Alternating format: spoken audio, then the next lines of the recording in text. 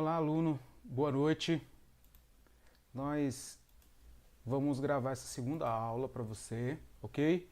A aula que na semana passada a gente não gravou, mas agora eu estou transmitindo ela aí ao vivo. Talvez você esteja recebendo esse sinal agora, são 16 horas e 43 minutos de quarta. Daqui a pouco, às 21 horas, a gente vai ter a nossa aula de quarta. Mas eu vou aqui gravar, essa aula vai ficar gravada, estou gravando ela ao vivo, para a gente deixar guardado a aula sobre, a segunda aula sobre hardware ou software, tá bom? Então vai para a tela aí, começar os slides, então vamos lá. Então, nós aí vamos iniciar essa aula, né, de hoje. Hardware ou software, né? Uma pergunta, perdão, bastante pertinente para o que nós estamos estudando. E a gente vai nessa aula, o nosso objetivo é saber identificar quais são aí a diferença entre os dois, né? Lembrando que na outra aula a gente já tinha dado uma explicada do que seria aí o hardware, né? Quando a gente falou sobre arquitetura de von Neumann, quando a gente estava falando de arquitetura e engenharia, né? Então a gente vai dar uma aprofundada aí nesses conceitos, tá bom? Então o que é hardware? Tá aí na tela para você um termo técnico que pode ser traduzido como equipamento. Refere-se a ferramentas diversas, né? No âmbito da computação, são todos os aparatos físicos necessários para que os algoritmos produzam resultados. O hardware, ele é toda aquela parte que a gente pode dizer que a gente consegue tocar com as nossas mãos. Placas, memórias, HDs, enfim, pendrives, tudo isso são hardwares, né? E aí a gente vai conseguir melhorar o conceito a partir do momento que a gente for falando sobre cada um deles. Mas, falando sobre o conceito de hardware, são as ferramentas que os desenvolvedores, né, as ferramentas que as pessoas que escrevem os códigos de programação, elas necessitam fisicamente para que eles possam funcionar.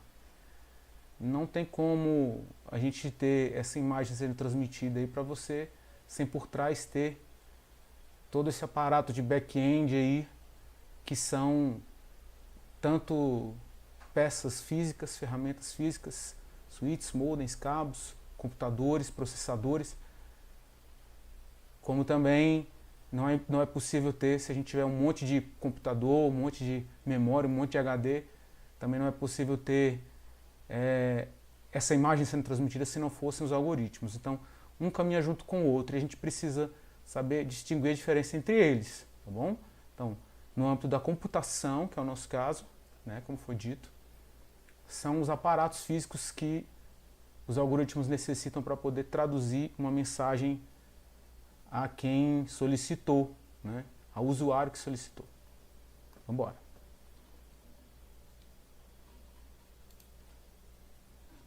Então vamos lá. Exemplo 1 de hardware está aí, né? Nós temos o HD, deixa eu pegar aqui meu apontador, vou voltar. Nós temos aí o HD, nós temos os processadores, são exemplos de hardware. No âmbito da computação, temos as memórias, temos a placa-mãe. Eu não vou ficar aqui parado muito, porque a gente vai falar sobre eles. E hoje à noite, né, na quarta-feira à noite, você vai ter mais coisas para a gente poder aprofundar como é cada item desse, como ele funciona. O que é software, né? Então a gente já falou que o hardware é a parte física, né, são as ferramentas que os desenvolvedores precisam para que os seus códigos de programação possam funcionar. E o software é a composição dos algoritmos com seus resultados, como eu havia dito. Uma pessoa ela vai escrever um código de programação e esse código, né, e os seus resultados, ou seja, tudo aquilo que ele mostrou na tela para você, será o software, né? Vamos voltar lá, que nós vamos dar alguns exemplos de software. A gente tem aí o Windows, né? Ele é um software classificado como sistema operacional. Não preocupa, porque nós vamos estudar sobre eles. Nós temos o Linux, que também é classificado como sistema operacional. Nós temos o Microsoft Office, que também é um software classificado aí como uma suíte de escritório, né? São programas que realizam tarefas de escritório, como fazer planilhas, fazer documentos. Todo mundo conhece aí o Office. Não é o único também, tem outras empresas que também desenvolvem softwares para fazer a mesma coisa. Então, quando você abre esse programinha aqui, o Word, aqui, você nada mais nada menos está usando um software que precisa de um hardware para poder quando você digitar lá o seu texto, ele aparecer na tela para você mandar imprimir, tudo isso necessário aí um hardware para que tudo isso funcione. A gente vai ver um vídeo rapidinho, tá bom? Sobre essa questão.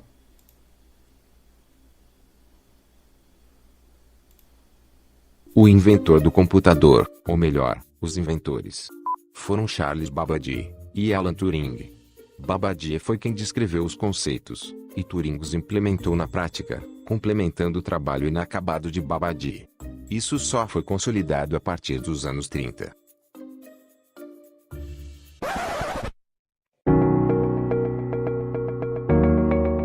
Os computadores da primeira geração, que foram de 1951 a 1959, funcionavam por meio de circuitos e válvulas eletrônicas. Possuíam uso restrito, além de serem imensos e consumirem muita energia, e terem problemas frequentes.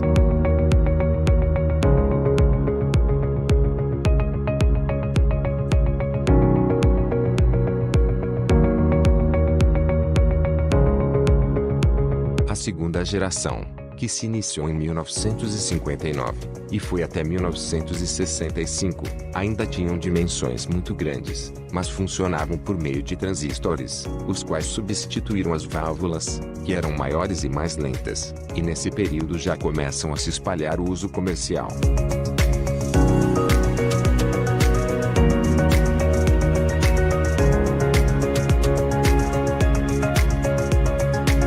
A terceira geração foi de 1965 a 1971. Os computadores funcionavam por circuitos integrados. Esses substituíram os transistores e já apresentavam uma dimensão bem menor, e com maior capacidade de processamento. Foi nesse período que os chips foram criados e a utilização de computadores pessoais começou. A quarta geração começou em 1971, e está até os dias atuais. Com o desenvolvimento da tecnologia, os computadores diminuem de tamanho, aumentam a velocidade e capacidade de processamento de dados. São incluídos os microprocessadores com gasto cada vez menor de energia. Nesse período, mais precisamente a partir da década de 90, há uma grande expansão dos computadores pessoais.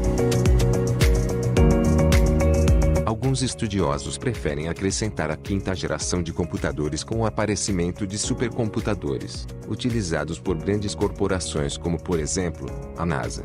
Nessa geração também é possível avaliar a evolução da tecnologia multimídia, da robótica e da internet.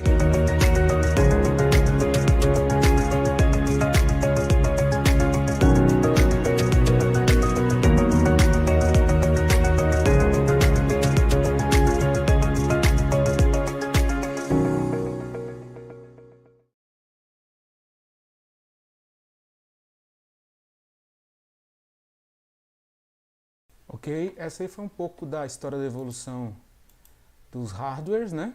Você viu aí que o computador, até chegar ao computador pessoal como a gente tem ele hoje, né? Ocorreram muitas transformações, né? E eu fiz questão de passar esse vídeo sobre a evolução dos hardwares para você entender que ao longo da história, né, vai havendo mudanças. Então, tudo que a gente aprende sobre hardware é algo básico, porque a história vai forçando os computadores a evoluírem. A que eles sejam sempre mais rápidos e a que eles sejam menores E também existe uma outra máxima que é pouco divulgada, que eles nem apareçam, né? Que é o conceito de cloud computing, que é o conceito de que você, o usuário, ele não precisa ter um computador tão grande dentro de casa, não precisa ter nada, apenas uma... Hoje em dia existem uns equipamentos pequenininhos assim, umas caixinhas que você fala, um assistente virtual, né? Que ela está, logicamente, né, um supercomputador, em vários supercomputadores, vários hardwares que você fala e essa secretária te conduz no que você precisa no seu dia a dia, que é um outro conceito também que existe. Então, para você entender um pouco sobre como foi evoluindo, e a gente vai falar justamente, o nosso foco é o computador pessoal, nesse primeiro momento de aula, a gente vai falar sobre o que tem dentro deles, né? Quando você olha em cima da mesa e vê aquela caixa, aquele CPU, o que tem ali dentro, né? Então, vamos lá. A primeira coisa que a gente vai falar sobre o componente chamado placa-mãe, ou motherboard, né? A placa-mãe, ela vem do inglês, eu já disse, motherboard, também chamado, alguns chamam de mainboard, é a parte do computador responsável de conectar e interligar todos os componentes, né? Ou seja, o processador, a memória RAM, o disco, as placas gráficas, as famosas GPU, Graphic Peripheral Unit, eu acho que é isso, se eu não me engano. Se eu falei errado, lá na frente a gente vai descobrir. Entre outros, né? Além de permitir o tráfego de informação, a placa também alimenta alguns periféricos com energia elétrica, que recebe da fonte de alimentação. Nós vamos falar desses itens, lembrando que os periféricos, né, são as partes de hardware que não estão dentro do CPU, estão do lado de fora, ok? Tudo que está do lado de fora do CPU é um periférico, nós vamos ver mais na frente, tá bom? A placa-mãe é justamente quem controla a informação de todos esses hardwares que estão plugadas nela. Tá aí a placa-mãe, ok? Se você abrir um computador aqui em cima, embaixo de tudo aquilo que vem aqui, existem placas que vão conectadas aqui, memórias aqui, processador aqui, um ventilador para resfriá-lo aqui. E se você tirar tudo de cima da placa-mãe, você vai ver mais ou menos algo parecido com isso em um computador pessoal, ok? Processador é um outro item de hardware que compõe um computador, ok? A gente não fala CPU, a gente fala CPU porque as pessoas ligaram esse nome, o processador, Central Processor Unit, aquela caixa, né, ao gabinete. Aquilo que você vê em cima da mesa, ali que você aperta o botão de ligar e desligar, é o gabinete. O CPU está dentro do gabinete, plugado na placa-mãe, ok? Então, o processador, ele é um item de hardware também que compõe um computador pessoal, um PC. A unidade central de processamento, ou o CPU, né? Em inglês são essas palavras, né? E o acrônimo é CPU.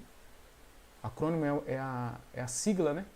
Central Processor Unit. Ele pega cada letra a primeira letra de cada palavra e converte ou cria, né? Cria-se o acrônimo CPU, que são as três primeiras letras de cada palavra do item que é batizado com o nome, né? Então, Central Processor Unit, o processador, para a gente é a CPU. Também conhecida como processador. É a parte de um sistema computacional que realiza as instruções de um programa de computador para executar a aritmética básica, lógica, entrada e saída de dados. É por ela também que pode ser comparado com o papel de um cérebro em funcionamento, né? Onde faz todos os cálculos para poder o resto dos itens tomarem decisões, assim como o nosso cérebro faz comandos para o resto do corpo tomarem decisões. Isso realiza operações lógicas, né, cálculos e processamento de dados. O CPU, você que está assistindo já desde a primeira aula, na arquitetura de von Neumann, né, a unidade lógica aritmética, ela tem esse papel, eu já expliquei um pouco sobre isso. Isso é um item de hardware que vai plugado na placa-mãe, que é um item básico, um item necessário para que um computador pessoal funcione. Então a gente já viu que o item básico é a placa-mãe, outro item básico agora o CPU, e a gente vai para o próximo item básico para um computador pessoal funcionar. Tá aqui, esse é o CPU, ok? Eu esqueci de falar do exemplo. Tá aí a imagem dele, ok? E a gente vai para um outro item básico para um computador pessoal funcionar, que é a memória RAM. É na memória, né, que são armazenadas, né, os endereçamentos, ok? Aonde o processador vai colocar para poder abrir um programa. Sem a memória, né, que é volátil. O que significa volátil? Quando você liga, ela carrega. Nós vamos ver isso um pouco mais na frente. Ela carrega, né, endereça todos os comandos, todos os cálculos, perdão, que o computador fez. Ele endereça, ele fica ali aguardando. Ele faz o cálculo e guarda num lugar na memória para que o processador posteriormente possa, na hora que o usuário quiser acessar um programa, ele não precisar fazer todos os cálculos novamente, ok? É através de semicondutores, né, que isso foi possível. Sem os semicondutores, não seria possível armazenar dados da memória. Isso é um componente eletrônico que é capaz de fazer com que os dados sejam armazenados temporariamente, ok? E é lá que vão ficar guardados todos os cálculos que o processador fizer quando você abre um programa, ok? A gente também vai ver esse funcionamento direitinho mais na frente. Eu estou apenas aqui apresentando para vocês a nossa família de hardwares, ok? Para depois a gente dormir com elas, passar uma semana com elas. Vamos lá. Tá aí a memória, o exemplo, né? Aqui são os semicondutores, né? São eles que são capazes de... Esse material aqui é capaz de armazenar os dados provisoriamente enquanto você está com o programa aberto. E a gente tem um outro hardware que compõe o computador pessoal, que é um hardware necessário para poder o computador pessoal funcionar. E o que é o HD, né? O HD, a gente pode classificá-lo como uma unidade de armazenamento persistente, ele não é volátil igual a memória. E o HD, ele é um componente, né, de um computador ou de qualquer outro equipamento que é capaz de armazenar informação, né? A gente até na aula perguntou qual que seria esse outro equipamento que seria capaz de guardar informação e o pessoal falou sobre o pendrive, tá certo? É isso mesmo. É um outro dispositivo que tem, né, a capacidade de guardar informação. O HD também é um dispositivo capaz de guardar informação, ok? É um dispositivo de armazenamento. Hoje podem também ser construídos de forma sólida, né? Eles podem, independente se o computador está ligado ou não, armazenar as informações contidas, né, naquele dispositivo de armazenamento, para que quando o computador seja ligado novamente você possa acessar essa informação. Está aqui um exemplo de HD. Na aula a gente não deu essa imagem, é importante que os alunos revejam essa aula para fixar e para ver as imagens. Está aqui um HD, ok? Isso é um HD. Lá dentro do HD você tem um disco magnético com uma haste aqui, tá vendo? O pessoal chama de uma agulha, né? O pessoal chama agulha, essa haste com uma ponta aqui, onde essa ponta desliza aqui no disco e vai guardando a informação e esse disco fica girando aqui, né? Tem uma rotação aqui. E as informações são gravadas e lidas por essa haste, né? Que é magnética também, né? Uma curiosidade, não precisa você ficar preso nisso. Aqui dentro tem um ímã de neodímio que é capaz de fazer com que o magnetismo possa fazer todo esse processo de gravação. A gente também tem um dispositivo hoje que é mais moderno, que é mais atual, mais tecnológico, que não é um HD, mas também é um dispositivo de armazenamento. As pessoas costumam chamar de HD SSD, só que ele não é um HD porque ele não é um disco rígido, tá bom? O SSD ele é um drive, ok? Aonde está vendo a diferença? São os circuitos eletrônicos aqui, ó, aonde toda essa informação é gravada também. Qual que é a diferença disso para isso? Aqui é magnetismo e eletricidade, e aqui é somente a eletricidade, né?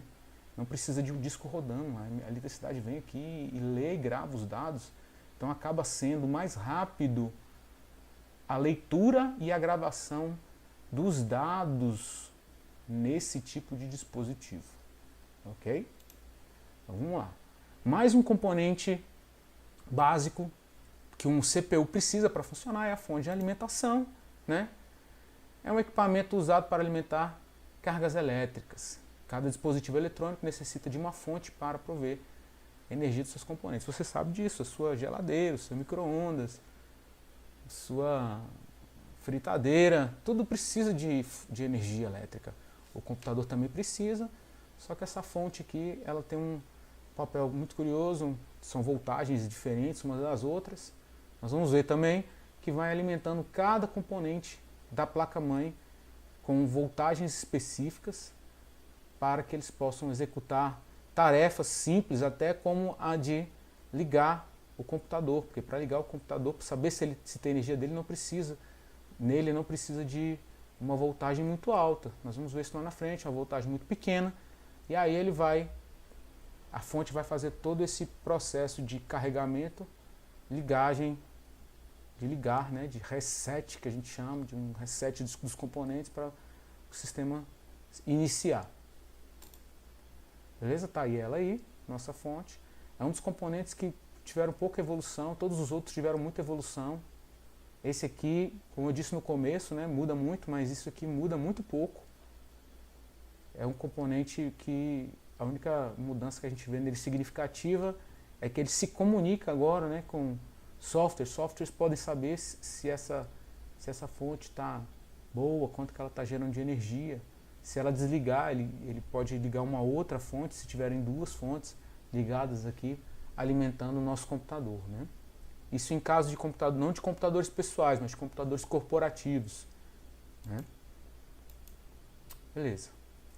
Então, até aqui, né, até essa frase, a gente está falando sobre dos componentes de hardware que tem dentro do computador. Lembra que eu falei para vocês que os periféricos são os que estão de fora do gabinete, ok? Dentro do gabinete, dentro daquela torre que fica em cima da mesa, nós temos todos aqueles componentes até aqui. Daqui para frente, nós temos outros componentes de hardware classificados como componentes de hardware também, só que classificados como periféricos de entrada, tá bom? E a gente tem duas classificações, a de entrada e a de saída. A gente vai ver primeiro a de entrada. A de entrada são esses famosíssimos que todo mundo conhece, o teclado e o mouse, né? No smartphone, deixa eu trocar a tela que está na minha cara, né? Agora sim. No smartphone, seus dispositivos de entrada, né? Seus periféricos de entrada, é o seu dedo, né? Você vai lá e clica na tela e é como se você estivesse usando o mouse e o teclado. São dispositivos de entrada. Periféricos de entrada, perdão. Agora a gente tem também os periféricos de saída, né? Quais são os periféricos de saída? O monitor, querido, ou a tela do seu smartphone, também é, né, um periférico de saída. Tudo que você está vendo, nós classificamos como periféricos de saída. Lembrando que os periféricos são todos os componentes de hardware que estão fora do gabinete, tá bom? Fora daquela caixa que você aperta o botão e liga. Nós vamos passar mais um vídeo para fixar muito bem essa aula de hoje. E logo em seguida estaremos encerrando essa aula. Vai ficar gravado para você consultar quantas vezes você quiser.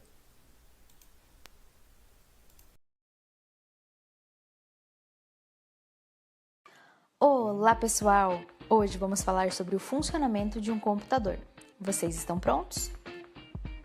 Os computadores possuem diversos componentes, que trabalhando em conjunto permitem seu funcionamento. Alguns desses componentes são a placa-mãe, o processador, a memória RAM, o disco rígido e a fonte. Quando o botão de ligar é pressionado, a fonte fornece para a placa-mãe a energia necessária para que o computador comece a funcionar. Nesse momento, a placa-mãe inicializa um sistema chamado BIOS, que significa Sistema Básico de Entrada e Saída. Esse sistema executa um conjunto de testes, conhecido como POST, para verificar se os componentes estão funcionando de maneira correta. Se tudo estiver funcionando corretamente, o sistema operacional é carregado do disco rígido para a memória RAM, para que então entre em execução e permita a interação do usuário com os programas e com os aplicativos. Geralmente, toda tarefa que é realizada no computador envolve dados. Todos os dados que precisam ser processados pela unidade central de processamento, também chamada de processador, precisam estar na memória. Estando na memória, esses dados são transferidos para o processador através de conexões chamadas de barramentos de dados. Além do barramento de dados, outros dois barramentos são importantes. O barramento de endereços, responsável por designar a origem ou o destino dos dados, e o barramento de controle, usado para controlar o acesso e o uso dos barramentos de dados e endereços. O processador, juntamente com suas unidades, organiza, interpreta e executa as instruções. Essas unidades informam a ele quais dados trazer, quais operações executar e o que fazer com o resultado dessas operações. De modo geral, é assim que o computador funciona internamente para permitir que você possa realizar as mais diversas atividades, como ouvir uma música, assistir um vídeo, navegar pela internet, entre outras. Fique ligado e até o próximo vídeo.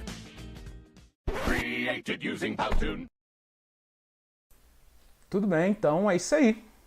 A gente vai ficando por hoje aqui nessa videoaula e a gente vai... Olá pessoal, hoje vamos falar... A gente vai finalizando aí. Quero agradecer a todos vocês que estão aí participando da aula.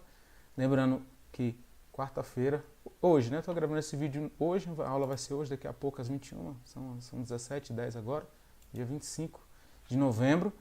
Nós vamos ter a continuação do nosso treinamento de TI aí na turma Alfa, tá bom? Então um grande abraço para você, tudo de bom e até a próxima aula.